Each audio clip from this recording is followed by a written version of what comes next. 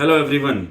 अगर आप MBBS abroad में स्टडी करना चाहते हैं, अपना सपना जो है पूरा करना चाहते हैं, बट आप एनएमसी की जो गाइडलाइन है, नेशनल मेडिकल कमीशन की गाइडलाइन 18 नवंबर 2021 को जो गैजेट बाहर निकाला गया या फिर रूल्स एंड रेगुलेशन या फिर नॉर्म्स जानना चाहते हैं, तो मैं डॉक्टर उमेश गुर्जर इस वीडियो के माध्यम से आप सभी को वो एनएमसी की गाइडलाइन को सिंपल एंड सॉबर वर्ड्स में आप सभी के सामने रखने वाला हूं। सो आइए जानते हैं एनएमसी की गाइडलाइन फॉर एमबीबीएस एब्रोड। सो सबसे पहला पॉइंट, थर्ड नंबर जो आपको स्क्रीन के ऊपर दिख रहा है, वो है prohibition of foreign medical graduate to the practice medicine in India.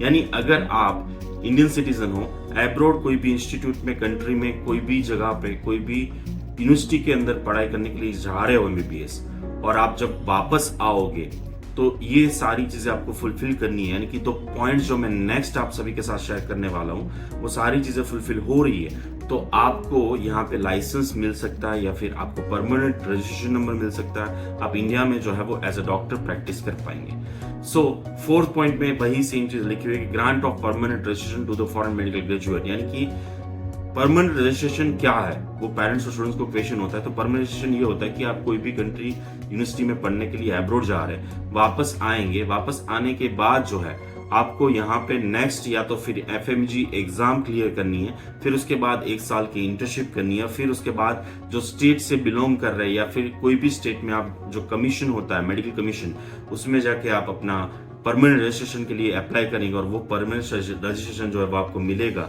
It means that आप अलाउ है वो रजिस्ट्रेशन के साथ इंडिया में या फिर कोई भी स्टेट में प्रैक्टिस करने के लिए। सो अगर ये सारी चीजें जो मैं अभी आपको बताऊंगा इस वीडियो में वो फुलफिल नहीं हो रही है तो आपको ये रजिस्ट्रेशन नहीं मिलेगा। सो आइए जानते हैं वन बाय वन सारे पॉइंट। सो पॉइंट नंबर 1 आपको स्क्रीन में जो दिख रहा है वो है undergone a course leading to foreign medical degree with minimum duration of 54 month. यानी कि जो भी इंस्टीट्यूट में आप पढ़ाई करने के लिए एमबीबीएस के लिए जा रहे हैं, वहां पे 54 मंथ यानी कि 4.5 साल की मिनिमम स्टडी होनी चाहिए। नेक्स्ट पॉइंट उन्होंने बताया कि आपको उसी इंस्टीट्यूट में, कोई और इंस्टीट्यूट में नहीं, कोई और यूनिवर्सिटी में नहीं, कोई और कॉलेज में नहीं, 12 months minimum same institute, same foreign medical institute में इंटर्नशिप करनी है। यानी 4.5 साल का कोर्स होगा प्लस 1 ईयर इंटर्नशिप। यानी कि 4 साल, 3 साल, 2 साल अगर कोर्सेज है तो वो अलाउ नहीं होगा, उनको यहाँ का परमानेंट लाइसेंस रजिस्ट्रेशन नहीं मिलेगा या फिर उनको यहाँ पे जो है वो प्रैक्टिस करने के लिए अलाउ नहीं होगा।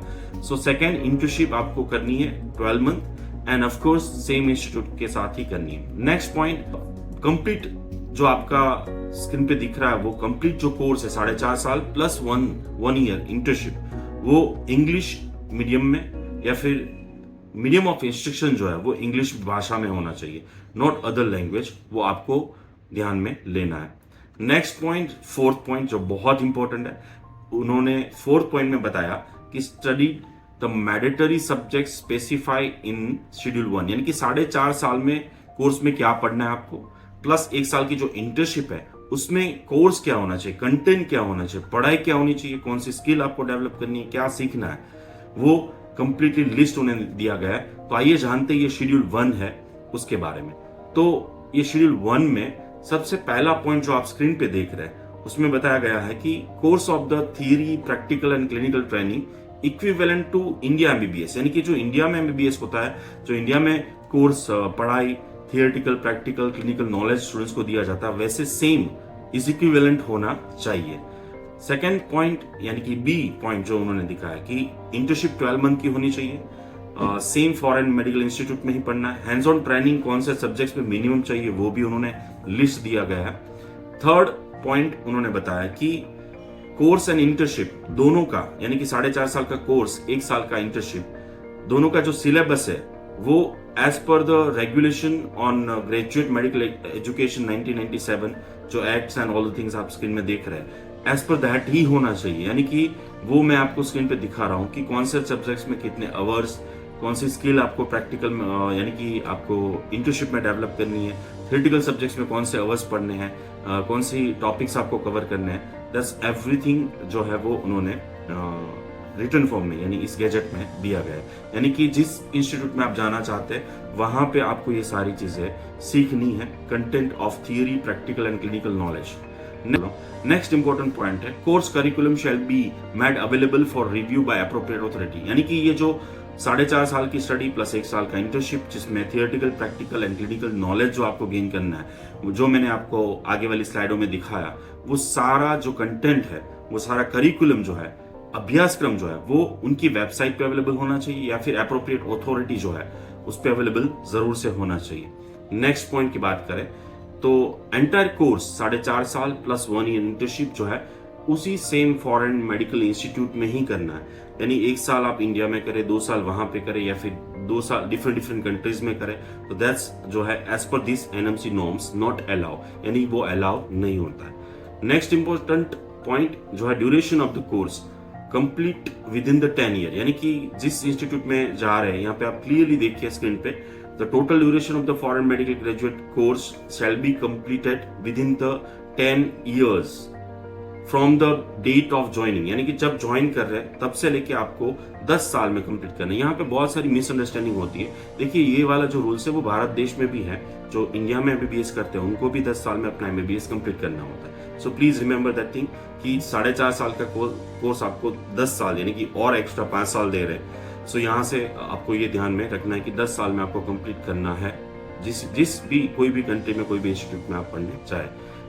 बहुत इंपॉर्टेंट पॉइंट जो आपको स्क्रीन पे दिख रहा है कि आप जिस कंट्री में, जिस इंस्टीट्यूट में पढ़ाई करने के लिए जा रहे हैं, एमबीबीएस के लिए जा रहे हैं, वहां पे जो आपको डिग्री मिल रही है, वो लाइसेंस जो ग्रांट किया जा रहा है वो कंट्री में, उस कंट्री में वैलिड होना चाहिए। यानी कि उस कंट्री में आप एज अ डॉक्टर जॉब कर सकते हैं या फिर काम कर सकते होने चाहिए।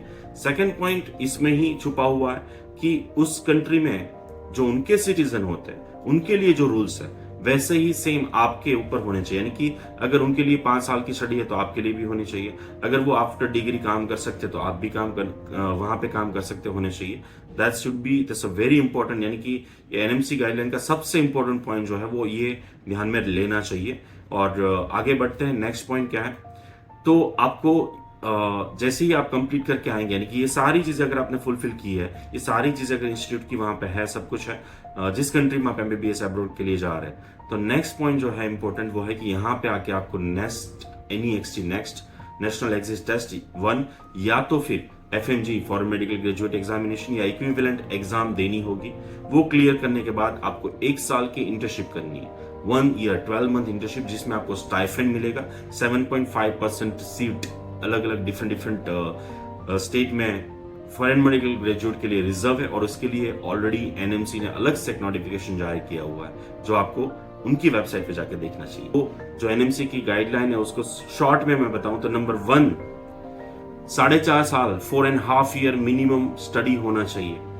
1 ईयर इंटर्नशिप उसी इंस्टीट्यूट की हॉस्पिटल्स के अंदर आपको इंटर्नशिप करनी है। Number 3, complete 4.5 + 1 entire education, theoretical, practical and everything should be in English only. 4th point, ये पूरा जो करिकुलम है वो is equivalent to India MBBS, यानी कि इंडिया में जैसे एमबीबीएस पढ़ाते वैसे ही होना चाहिए। और पूरा करिकुलम उनकी वेबसाइट पे, यानी कि इंस्टीट्यूट, यूनिवर्सिटी, कॉलेज की वेबसाइट पे अवेलेबल होना चाहिए, या तो फिर एप्रोप्रिएट अथॉरिटी के पास अवेलेबल होना चाहिए to review any time. Next important thing ये है कि जो लाइसेंस डिग्री आपको मिल रही है उसके बेस पे आप उस कंट्री में जॉब कर पाए, काम कर पाए, या तो फिर उनके जो सिटीजन है, जो उनके नागरिक है, वो जैसे स्टडी कर रहे हैं, उनकी जैसे मेथड है वैसे मिनिमाइज एजुकेशन सिस्टम उनको होना है, और आपके लिए भी वही होना चाहिए। ये सारी चीजें अगर आप फॉलो कर रहे हैं या फिर हो रही है वहां पे, तो फिर आप इंडिया आएंगे तो आपको नेक्स्ट या तो फिर एफएमजी एग्जाम जो है वो अपीयर होने देंगे। अगर वो एग्जाम आप क्लियर करते हैं तो फिर उसके बाद नेक्स्ट स्टेप आता है, वो है इंटर्नशिप फॉर 1 ईयर जो पेड होगी, यानी कि आपको स्टाइफेंड मिलेगा। एंड देन उसके बाद आपको परमानेंट रजिस्ट्रेशन नंबर मिलेगा। जैसे ही परमानेंट रजिस्ट्रेशन नंबर मिलता है आपको, वैसे ही आप इंडिया में एज अ डॉक्टर काम कर सकेंगे। अगर आपको इसके रिलेटेड कोई भी क्वेरीज है, don't worry, I am with you and you can comment and definitely will reply you. Thank you very much.